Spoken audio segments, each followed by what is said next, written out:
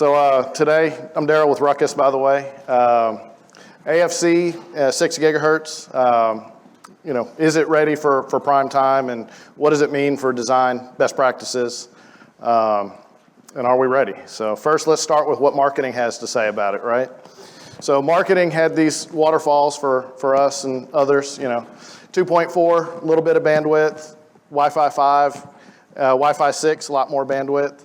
And then the promise came along for Wi-Fi 6E, right? Wi-Fi 7 on 6 gigahertz.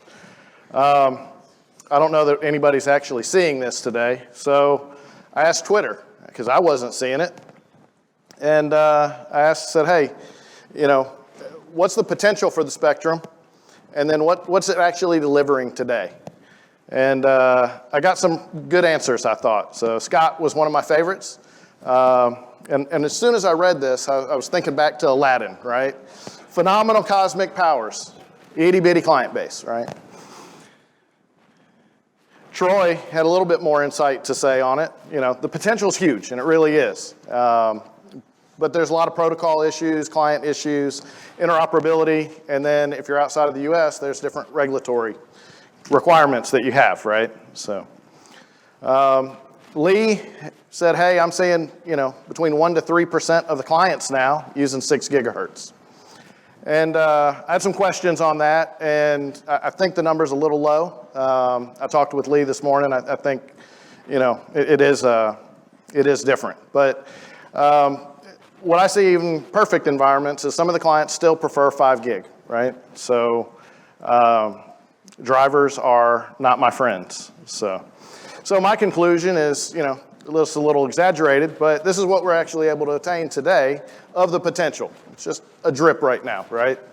The reason for that, though, has nothing to do with the spectrum and a lot to do with clients just being clients, right? We had a lot of these problems when 802.11n was the first dual band technology, right?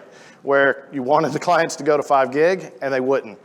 So sometimes the clients, what we're seeing in reality is 1 to 3 dB difference between 5 gig and 6 gig just because they reuse the same antennas.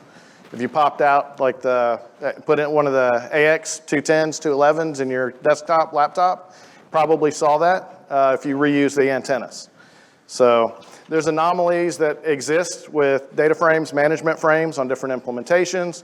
And then client drivers are all over the place. Software problems do exist. I think these will get worked out. However, we see some that will only look on the primary scan channels. We see some that rely only on R&R.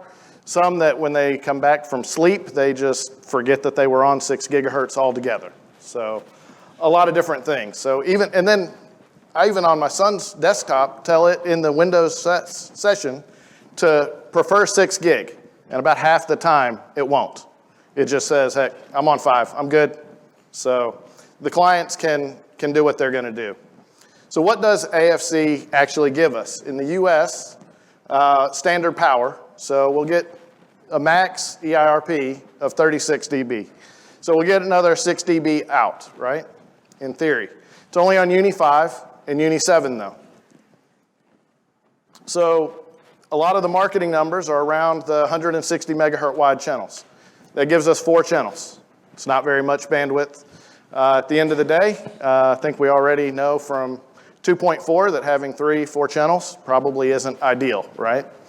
So when you do your capacity planning, you need to kind of look around 80 or 40 megahertz wide channels if you're trying to do outdoor with standard power. Also, with standard power, it requires the GPS being part of the access point today, the only thing that's tentatively approved from the FCC. And I think Peter will probably get into a lot more details on that approval process and how that'll look. But indoor may be a little bit of a challenge there.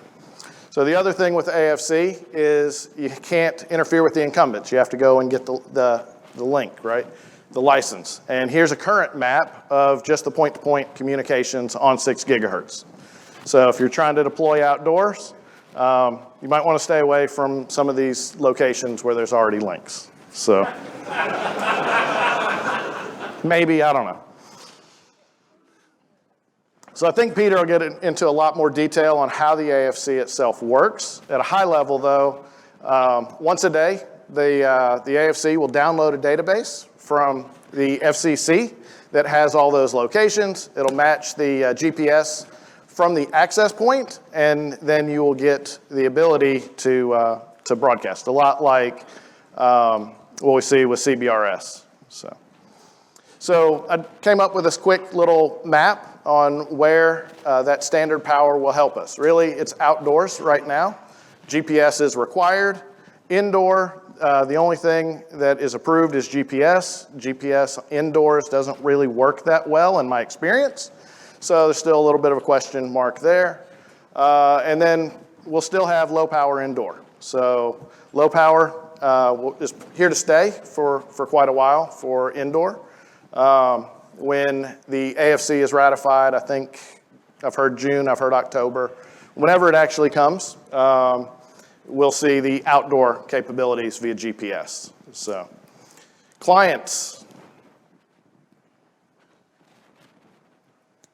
So this was earlier this year, had this slide. We've got Samsung, we've got Pixel, a few other devices, the Intel 210, 211, 411 chipsets, and after I got ready, Apple did this and launched the new MacBook Pros. So I'm very happy to see that. Our client base is exploding as it relates to 6 gigahertz capable devices. Also, from the Wi-Fi Now, they're saying there's 12,062 devices that are 6E capable.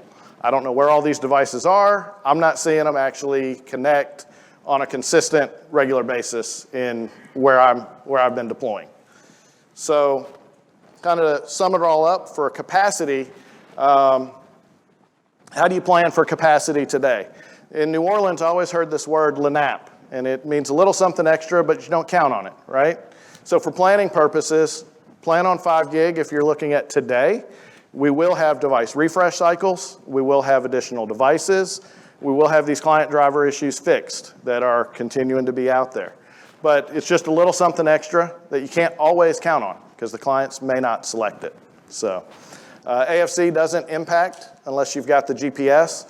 And marketing is amazing at selling speeds and feeds. That 160 megahertz wide channel looks great on slide decks. It looks great on what you're going to sell as far as bandwidth. But at the end of the day, we all know that's not reality. We have to go fix when people do that, right?